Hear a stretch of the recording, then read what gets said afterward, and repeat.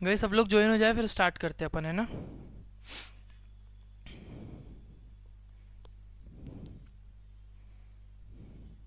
आपको आवाज आ रही है प्रॉपर मेरी?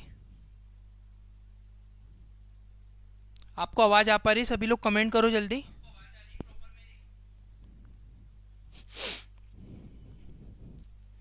ठीक है गाइस, बस 1 सेकंड का टाइम लेंगे क्योंकि गाइस बहुत सारे स्टूडेंट होते हैं, मैं प्री शेड्यूल नहीं कर पा रहा हूँ कुछ प्रॉब्लम्स की वजह से। 2 मिनट वेट कर लेते हैं, सब लोग स्टार्ट करते हैं, बस 2 सेकंड का वेट और।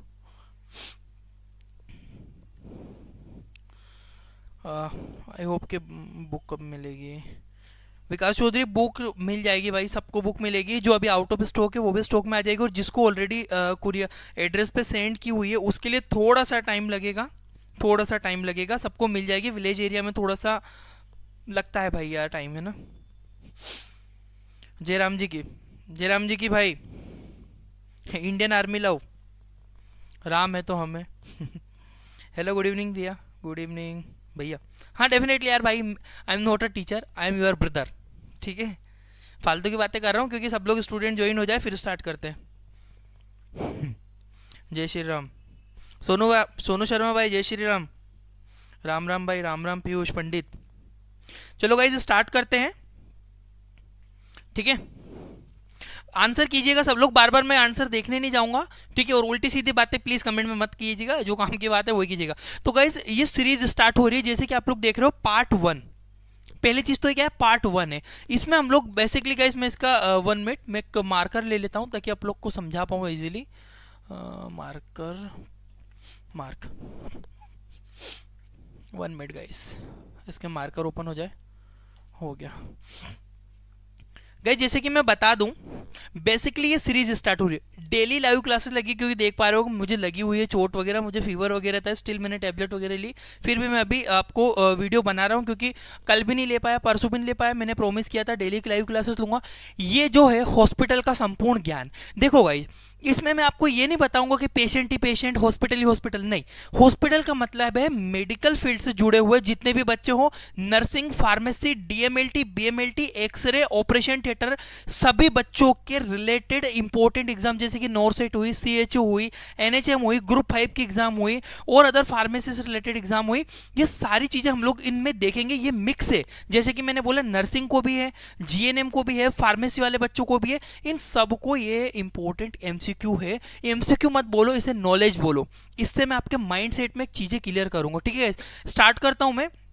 याद रखिएगा पार्ट 1 है, डेली इस तरह का ही थंबनेल रहेगा, यहाँ पे देखिएगा आप। आज पार्ट 1 है, कल पार्ट 2 होगा, तो आप ये थंबनेल देख के ये मत समझ जाइएगा कि सर आप वही चीज सेम रिपीट करो, नहीं। नई नई चीजें पढ़ाऊंगा, डेली थंबनेल यही रहेगा, यहाँ पे पार्ट्स चेंज हो जाएंगे, 1 पार्ट, 2 पार्ट, 3 पार्ट, 4 पार्ट, इस तरह से वो चीजें चेंज हो जाएगी। स्टार्ट करता हूँ गाइस मैं, सबसे पहले हॉस्पिटल का संपूर्ण ज्ञान में स्टार्ट करते हैं। पहला एमसीक्यू, 1 मिनट इसको क्लियर करते हैं। सबसे पहला क्वेश्चन आता है, हिमेटोपोइसिस इन एडल्ट ऑकर्स, वयस्कों में हिमेटोपोइसिस जो होता है कहाँ होती है। एडल्ट्स की बात करें, एडल्ट्स में कहाँ पर हिमेटोपोइसिस की प्रोसेस चलती है? क्या रेड बोन मेरो में चलती है, क्या येलो बोन मेरो में चलती है, स्प्लीन में चलती है, लीवर में चलती है? अब बोलोगे सर ऐसे बच्चों जैसे क्वेश्चन तो हमको आते, मुझे पता है आपको बनते, मेरा फर्ज बनता है आपको रिवाइज करवाना चीजों को। मैं आपको एक एक पॉइंट रिवाइज करवाऊंगा, फटाफट पढ़ लेंगे। देखिए गाइस, हिमेटोपोइसिस का मतलब होता है कि ब्लड कोशिकाओं का बनना, आरबीसीस का बनना, डब्ल्यूबीसीस का बनना। ये कहाँ बनती है? तो भाई इसका जो राइट आंसर हम लोग देख लेते हैं, रेड बोन मेरो में बनती है। इसमें कुछ मैंने और चीजें भी ली है, देखिएगा। In human 2 type of bone marrow present, सबको पता है 2 प्रकार के बोन मेरो होते हैं। कौन कौन से भैया? लाल बोन मेरो, पीला bone marrow, red bone marrow और येलो बोन मेरो। क्या क्या होते हैं दोनों में बताता हूँ, थोड़ा सा देखिएगा, इधर लिखा है मैंने रेड बोन मेरो में, देखिएगा। रेड बोन मेरो रक्त कोशिकाएं बनाता है। इसका आंसर क्या होगा? रेड बोन मेरो में जितनी भी आरबीसीज, डब्ल्यूबीसीज, प्लेटलेट जितनी भी सब बनती है, कहाँ पे बनती है भैया? रेड बोन मेरो में बनती है। दूसरी चीज येलो बोन मेरो, जो येलो बोन मेरो होता है ये फेट कोशिकाएं बनाता है। अब देखो इसकी लोकेशन भी ध्यान रखना है कि कहाँ कहाँ पे होता है। देखिएगा ये क्वेश्चन भी काफी बार पूछा जाता है, जैसे कि आप देख पा रहे होगे। और ये उम्र के हिसाब से, एज के अकॉर्डिंग, जैसे कि मैं बात करूं 0 से 1 ईयर तक के बच्चों में जो रेड बोन मेरो है कुछ इस तरह से बनता है, बीच में होता है येलो। जब बच्चा 1 से 5 साल का हो जाता है तब येलो बोन मेरो सेपरेट होता है, यहाँ पे आपका रेड होता है। फिर उसके बाद जो एंड पॉइंट, याद रखना एडल्ट्स के अंदर जो एंड पॉइंट होता है लॉन्ग बोन के, वहाँ पे बनता है।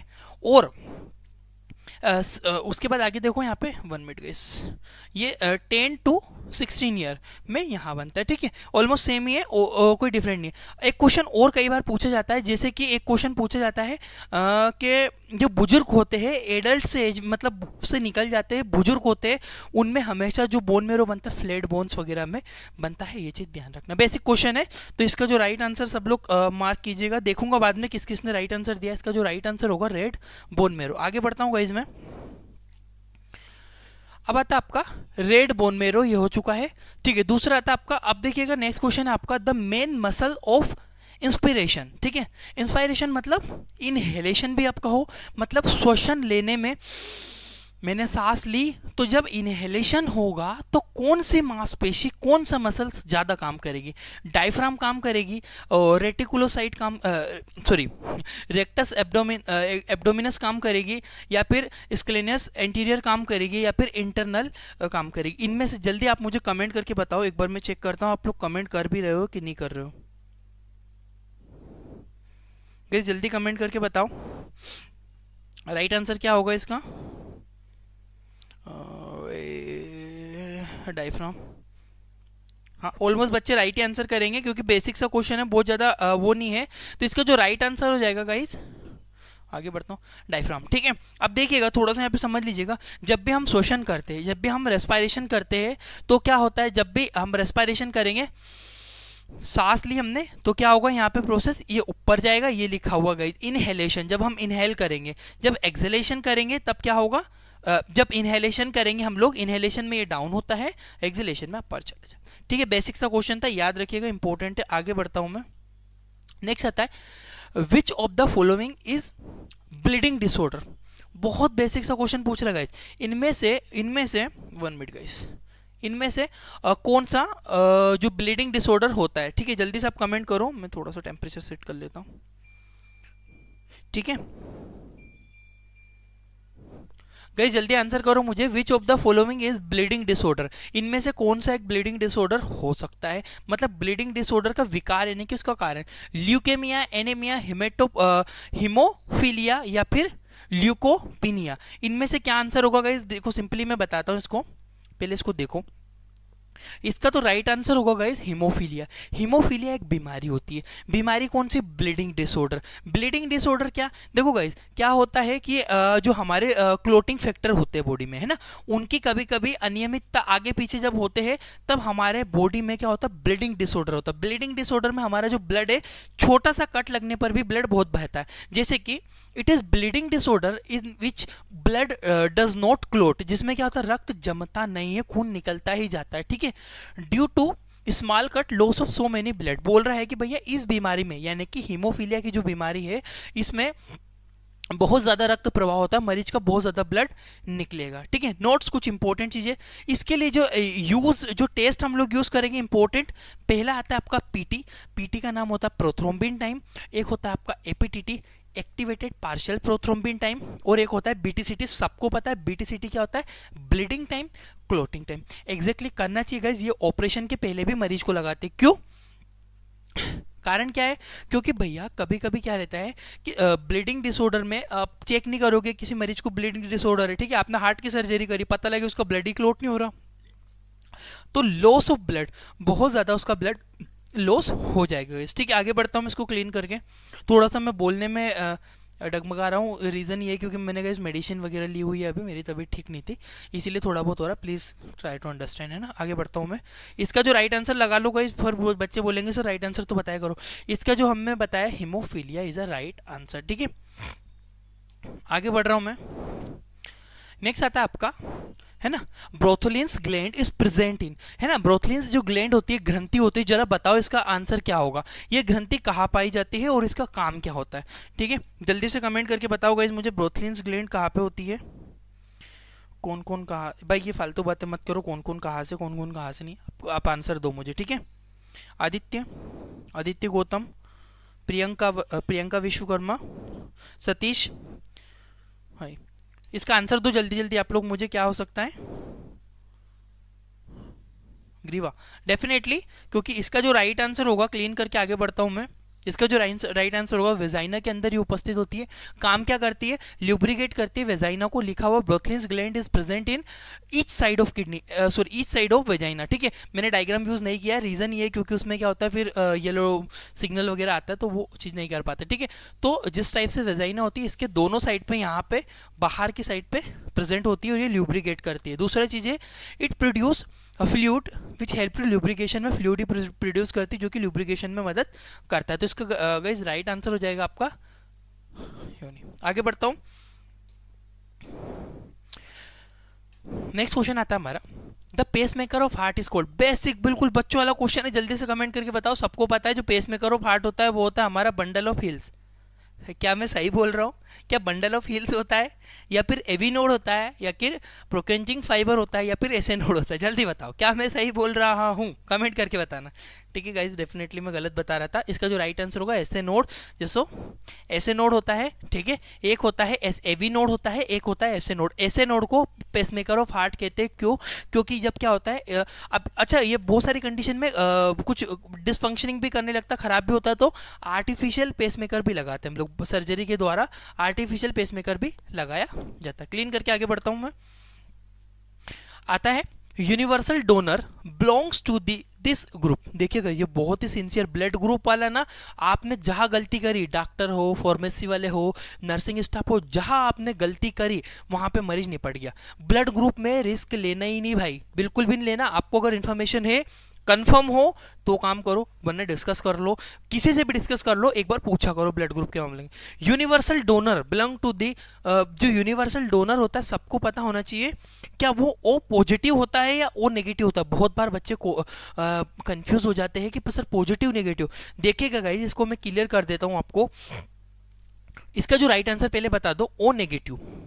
ओ नेगेटिव को हम लोग यूनिवर्सल डोनर मानते हैं, क्योंकि ओ नेगेटिव वाला ब्लड ग्रुप किसी को भी दिया जा सकता है, पहली चीज तो ये। और यूनिवर्सल रिसीवर किसको मानते हो भैया? ए बी नेगेटिव को या पॉजिटिव को? जल्दी से बताओ मुझे, इसका आंसर बताना आप लोग मुझे कमेंट करके, मैं पढ़ूंगा। बट अगर बात करूं यूनिवर्सल डोनर की, ऐसा ब्लड जो सब ब्लड ग्रुप को दिया जा सकता है, वो हम ए ब्लड ग्रुप वाले को भी दे सकते हैं, बी को भी दे सकते हैं, ए बी को भी दे सकते हैं। ठीक है, और वो हम लोग ओ वाले को भी दे सकते हैं, पॉजिटिव को दे सकते हैं, नेगेटिव को दे सकते हैं। अगर मैं बात करूं गाइस कि ओ पॉजिटिव, अगर आप बोलोगे sir O positive universal donor है, तो गाइस जब ये पॉजिटिव ब्लड आप ओ ए नेगेटिव वालों को दोगे ना तो प्रॉब्लम आएगी। आप इसको केवल पॉजिटिव वाले को किसी भी पॉजिटिव ब्लड ग्रुप में दे सकते हो, चाहे ए पॉजिटिव हो, बी पॉजिटिव हो, ए बी पॉजिटिव हो, आप दे सकते हो। परंतु ओ नेगेटिव वाला ब्लड केवल आप किसी, ओ नेगेटिव तो आप किसी में भी दे दो, क्योंकि वो नेगेटिव हो उसमें डी एंटीजन उपस्थित नहीं रहता। ये बेसिक सा फंडा है, ये चीज ध्यान रखना। यूनिवर्सल रिसीवर हमारा ए बी होता है, और डोनर की बात करें, जो दाता होता है, डोनर होता है हमारा ओ नेगेटिव। क्लियर होना चाहिए कंसेप्ट। आगे बढ़ता हूं, इसका राइट आंसर मैंने बता दिया था, ओ नेगेटिव। देखिएगा, द नेक्स्ट क्वेश्चन आता हमारा, the average loss in the normal menstrual cycle. देखिए ब्लड का कितना लॉस होता है एक सामान्य मासिक धर्म में, एक चक्र में फीमेल के अंदर कितना लॉस ऑफ ब्लड होता है, ये आप लोग मुझे कमेंट करके बताइएगा।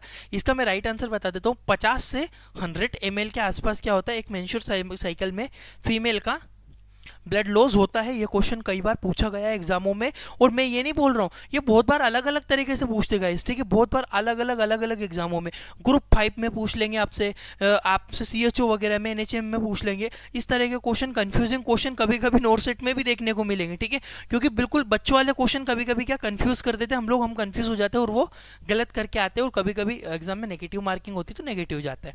तो इसका राइट आंसर याद रखिएगा। मैं आगे बढ़ता हूँ। नेक्स्ट आता है हमारा हाइपोथायराइडिज्म इन चिल्ड्रन को। सबसे पहली चीज तो आप ये समझो कि हाइपोथायराइडिज्म क्या होता है। नेक्स्ट क्वेश्चन लिया है मैंने, हाइपोथायराइडिज्म मतलब क्या होता है बच्चों में। हाइपोथायराइडिज्म जो होता है वो क्यों होता है, वो उसका चिल्ड्रंस में उसका कॉज क्या है, कारण क्या है, उसको जानने से पहले हमको हाइपोथायराइडिज्म के बारे में समझा दूं। थायराइड हार्मोन्स के बारे में सब लोग जानते हो, आगे बढ़ते हैं उसको क्लीन करके, पहले समझो आप इसको।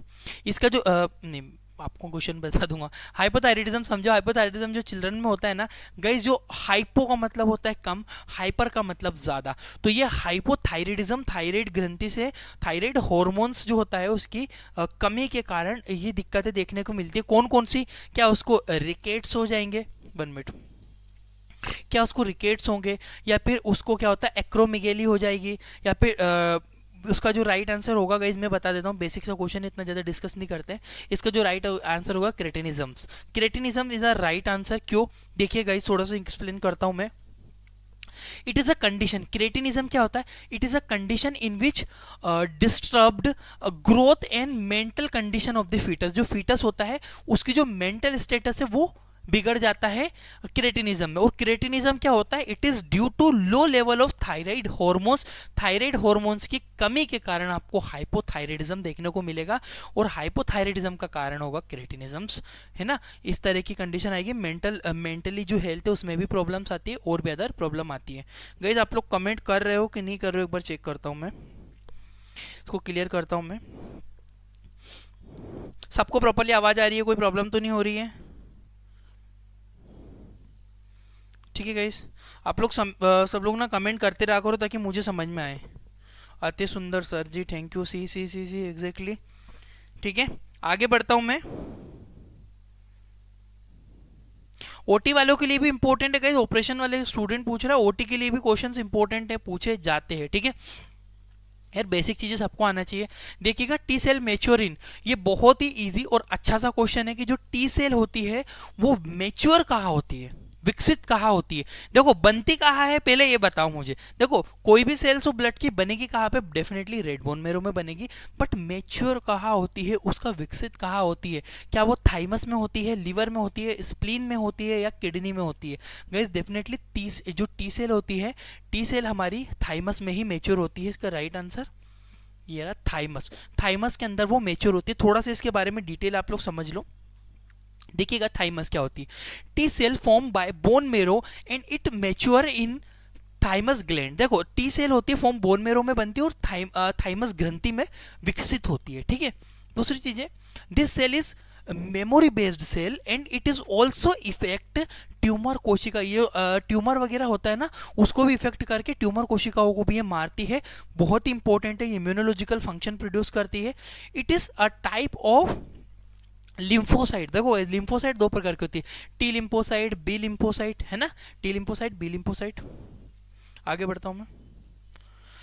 अब देखिएगा ओ पॉजिटिव, क्या ये फिर ब्लड ग्रुप का क्वेश्चन लिया क्योंकि बहुत इंपॉर्टेंट है गाइस, ब्लड ग्रुप को बहुत कंफ्यूज करता है गाइस, मैं बिल्कुल क्रिस्टल क्लियर करूंगा।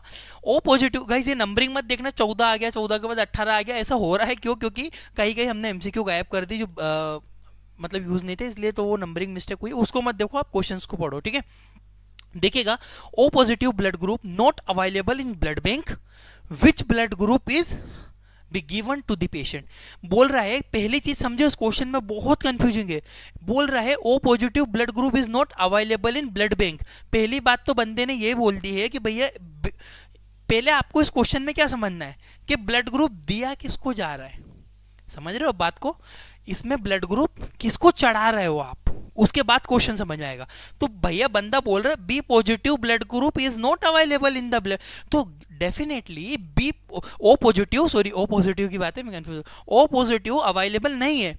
तो ओ पॉजिटिव अवेलेबल नहीं है मतलब क्वेश्चन का मतलब है कि ओ पॉजिटिव वाले मरीज को ब्लड चढ़ाना है और हमारी ब्लड बैंक में ओ पॉजिटिव ब्लड ग्रुप है ही नहीं। तो आप क्या करोगे उस कंडीशन में? आप क्या करोगे ओ पॉजिटिव ब्लड ग्रुप में? तो विच ब्लड ग्रुप गिवन, मरीज को क्या ब्लड ग्रुप दोगे? बहुत बेसिक सा क्वेश्चन है। तो देखो आप उसको बी पॉजिटिव यदि ब्लड ग्रुप दे दोगे ओ वाले को तो झंझट है भैया, बी तो दिया ही नहीं जा सकता है, तो ये हो गया गलत। ए भी नहीं दे सकते, ए भी नहीं दे सकते, ओ नेगेटिव दे सकते हैं क्योंकि ओ वाले ब्लड ग्रुप को केवल ओ ही चढ़ता है।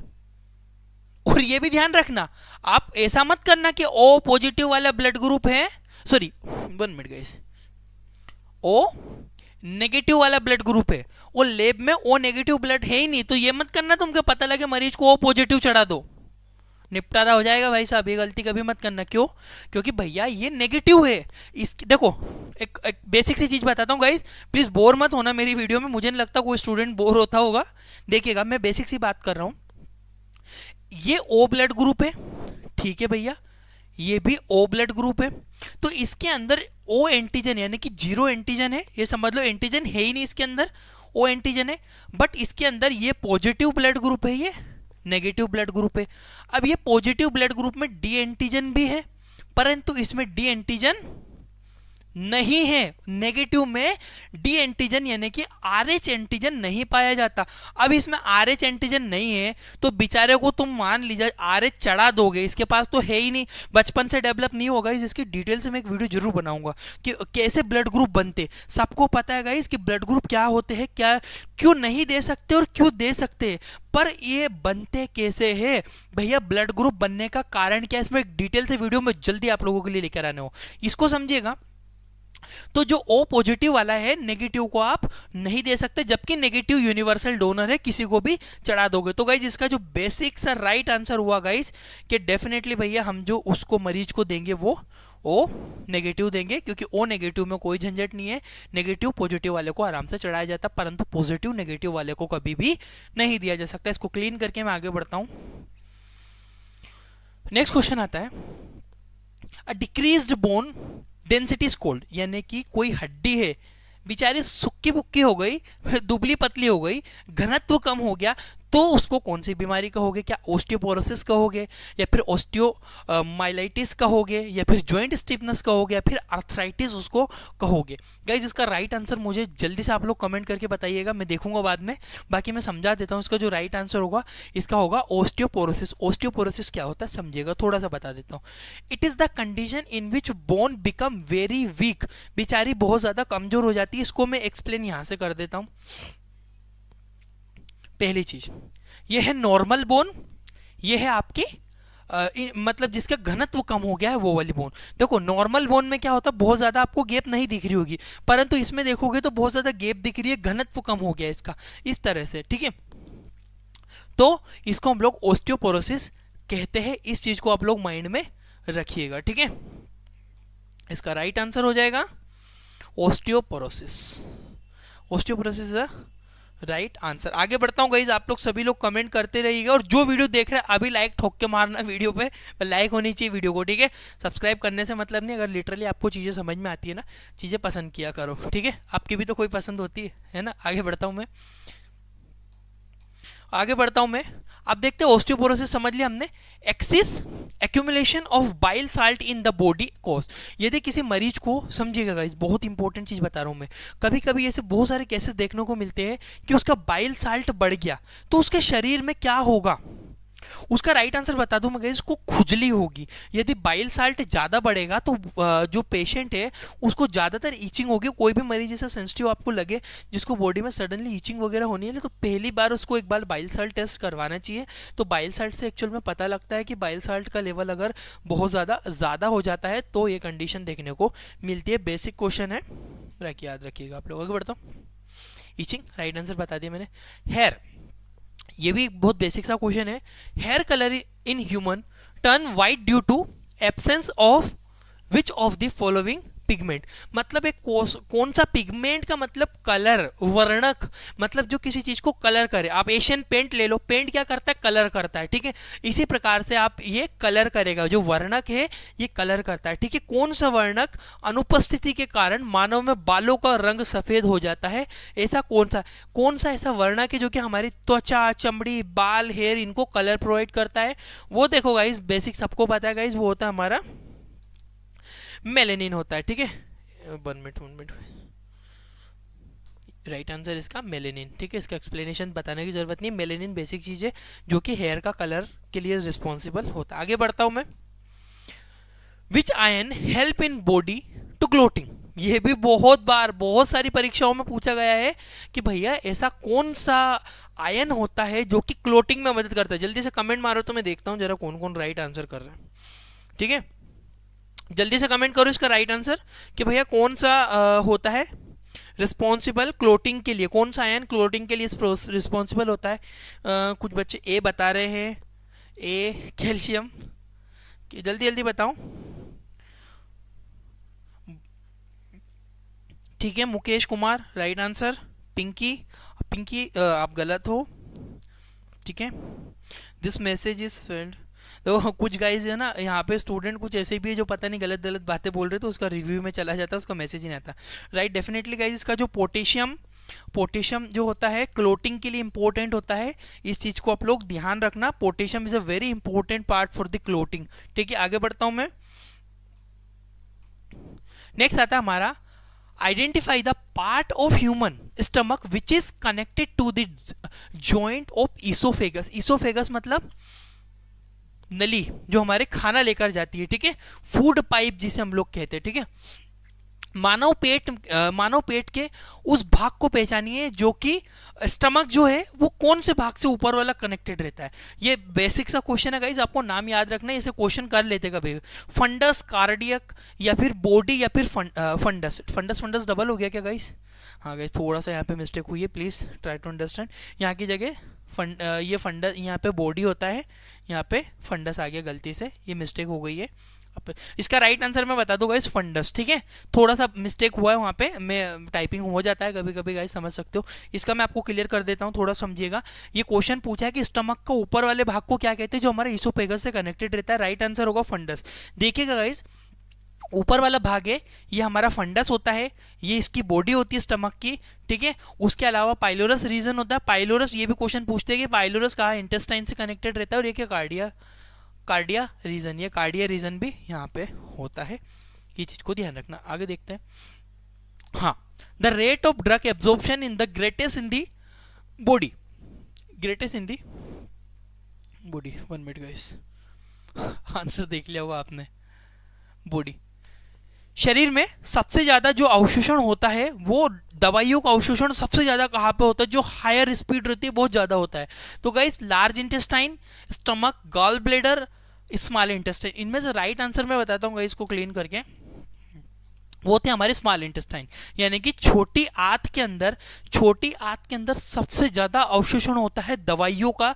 ये क्वेश्चन भी बहुत बार कभी कभी पूछा जाता है, इस चीज को ध्यान रखना। दवाइयों का अवशोषण छोटी आंत स्मॉल इंटेस्टाइन में होता है।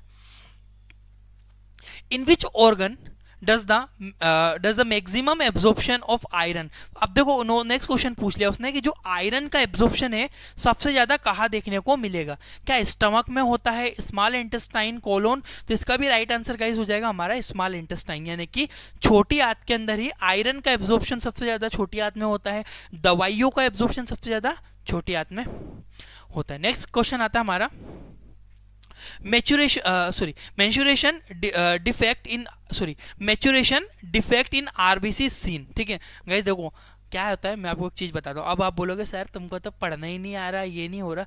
देखो ऐसा नहीं है guys, maybe as a student ही मैं अपने आप को मानता हूँ। दूसरी चीज भैया, हम पढ़े हैं सरकारी स्कूल से, उत्कृष्ट शासकीय बालक हाई स्कूल ब्यावरा से, तो हमारी इंग्लिश है ना जो इतनी ज़्यादा बेटर नहीं है गाइस, इतनी ज़्यादा अच्छे से इंग्लिश नहीं है। पर हाँ, मुझे इतना मैं कोशिश करता हूँ मैं आप लोगों के लिए, मेरे भाइयों को अच्छे से समझा सकूँ चीज़ों को। मैं किसी को स्टूडेंट नहीं बोलता, मैं ऐसे नहीं बोलता बेटा ये चीज़ समझो, बेटा ये बहुत इंपॉर्टेंट है, क्योंकि यहाँ पे जो पढ़ रहे हैं मेरे से काफ़ी ज़्यादा एज वाले लोग भी है जो इन चीज़ों को पढ़ रहे हैं। तो गाइस देखिए, सरकारी स्कूल है इसलिए हो जाती है कभी कभी गलतियाँ, ट्राई टू अंडरस्टैंड, समझिएगा। और जो लोग गालियाँ देते हैं ना, मैं कभी ध्यान नहीं देता, मुझे बहुत सारे लोग गाली देते, अबे पढ़ना तो सीख जा, क्या है पढ़ाने आ गया। भैया मेरे को शौक है पढ़ाने का, मैं इसलिए बच्चों को, मतलब मेरे भाइयों को शेयर करता हूँ चीज़ें। ओ भाई, सरकारी स्कूल है तो होती है यार, हाथ तंग रहता है, सबको पता है। इतने अच्छे से प्राइवेट या फिर सीबीएसई स्कूल में नहीं पढ़ा हूँ मैं भी। ठीक है, उसके बाद मेडिकल एजुकेशन किया तो धीरे धीरे इंग्लिश कवर हो गई है, पर समझ जाइएगा आप लोग। ठीक है, बोल दिया मैंने।